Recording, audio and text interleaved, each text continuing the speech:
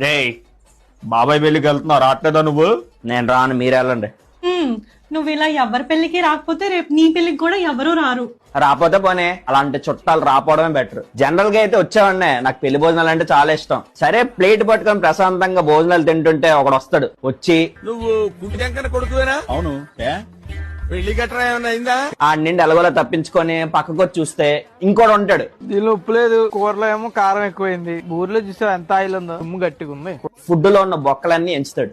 సరే వీళ్ళందరితో మనకెందుకు లేని పక్కకు వచ్చి ప్లేట్ పట్టుకొని తింటుంటే ఇంకోటి వస్తాడు.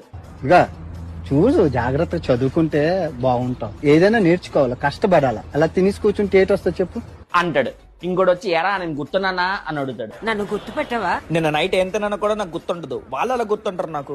ఇంకోటి అబ్బాయి రాడు వచ్చి మా కొడుకు తోపు, మా కూతురు తోపు, మాకెంత ఆస్తుంది, మాకంత ఆస్తుంది. వాళ్ళది ఎంత పొడుగుంది, వాళ్ళది ఎంత